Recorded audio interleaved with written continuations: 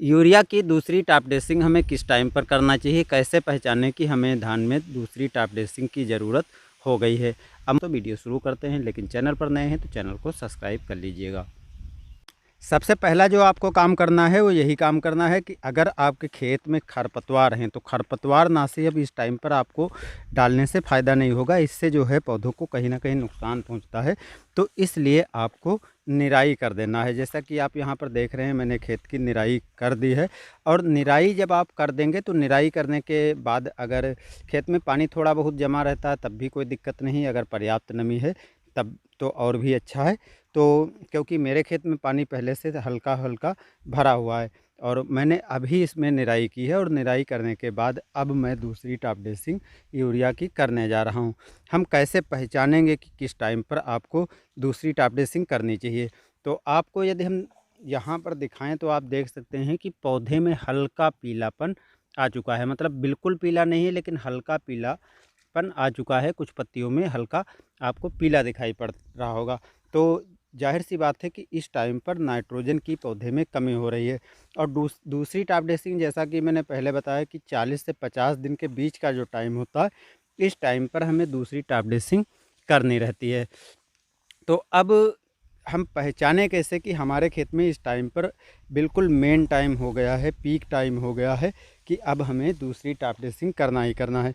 एक तो मैंने पहचान बता दी कि हल्का अगर पत्तियों में पीलापन आता है तो आपको समझ जाना चाहिए कि आपके पौधे को नाइट्रोजन की आवश्यकता हो गई है।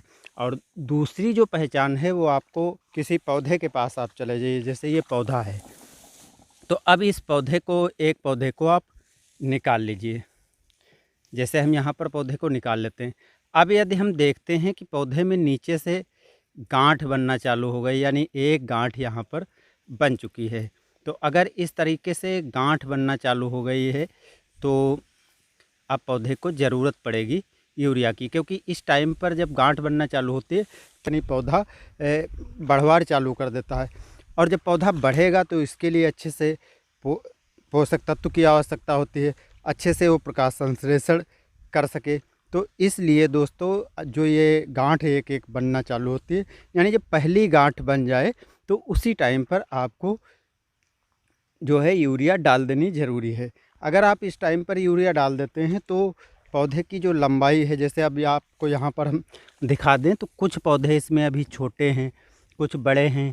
तो ये एक साथ बढ़वा लेना चालू कर देंगे, और जब एक साथ बढ़ जाएंगे तो जब गबोड़ अवस्था आएगी या बाली निकलने की अवस्था आएगी तो उस टाइम पर एक साथ बाली निकलेंगी।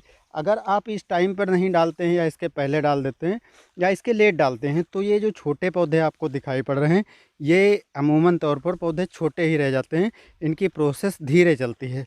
जब प्रोसेस धीरे चलेगी तो जब बाली निकलने का टाइम आता है तो कुछ बालियाँ पहले निकल जाएंगी, कुछ बाद में निकलेंगी। इसी तरह के पकने के टाइम पर कुछ पहले जो निकल गई हैं वो पहले पक जाएंगी, और जो बाद में निकली हैं वो बाद में पकेंगी। तो ये सब समस्याएं आती हैं। तो इसलिए आप जो दूसरी टॉप ड्रेसिंग कर रहे हैं, इस पहचान को ज़रूर कर लें। अगर एक गांठ धान के पौधे में बन गई है तो आपको उस टाइम पर यूरिया डाल देनी चाहिए। मात्रा की बात करते हैं तो दोस्तों, आप ये अगर आपके खेत में पौधे हरे भरे हैं, किसी तरह की नाइट्रोजन की कमी अमूमन दिखाई नहीं पड़ रही है, तो आपको 25 से 30 किलोग्राम एक एकड़ में यूरिया डालने की आवश्यकता है। इससे ज़्यादा आपको डालने की ज़रूरत नहीं है। लेकिन अगर मेरे खेत की तरह हल्का पौधा पीला है, हल्का आपको पीला दिखाई पड़ रहा है, तो आपको 35 से 40 किलोग्राम एक एकड़ में यूरिया डाल देनी चाहिए। इस टाइम पर बहुत से किसान भाई ग्रोथ प्रमोटर डालते हैं। तो अब दोस्तों, इस टाइम पर ग्रोथ प्रमोटर डालने की कोई आवश्यकता नहीं है। हाँ, टाइम चल रहा है, 40 से 45 दिन का जो टाइम होता है, 50 दिन का टाइम होता है, इस टाइम पर आप चाहें तो डाल सकते हैं, ऐसा नहीं कि डाल नहीं सकते हैं। लेकिन अब डालने की कोई ज़रूरत हमारे हिसाब से नहीं है, क्योंकि मैं जो है वो डाल रहा हूँ, केवल यहाँ पर आपको दिखा दूँ कि यूरिया डाल रहा हूँ।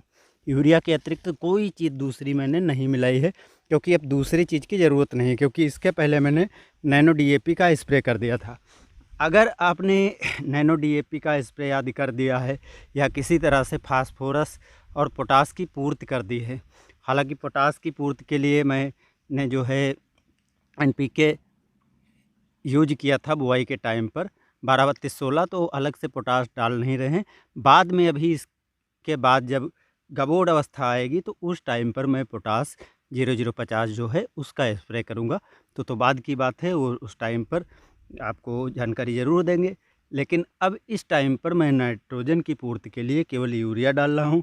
अगर आपके खेत में पहले से मतलब बुआई के टाइम ही उर्वरकों को डाला है, उसके बाद कोई फास्फोरस या पोटासिक उर्वरक के नहीं डाला है, तो आप इसके साथ NPK 12-32-16 या 10-26-26 मिला करके डाल सकते हैं। क्योंकि इस टाइम पर जब डालेंगे तो इसका फ़ायदा आपके धान में होगा जब बाली निकल रही होगी, जब पौधा बढ़वार करके मोटा हो रहा होगा। और अगर आप ज़्यादा मात्रा यूरिया की डाल देते हैं तो पौधा बहुत जल्दी हाइट पकड़ेगा, जिससे पौधा कमज़ोर रह जाएगा। बढ़वार तो अच्छी खासी हो जाएगी लेकिन पौधा कमज़ोर रह जाएगा। बाली निकलने के टाइम पर बाली का जब वज़न बढ़ेगा तो फसल गिरने का खतरा बना रहता है।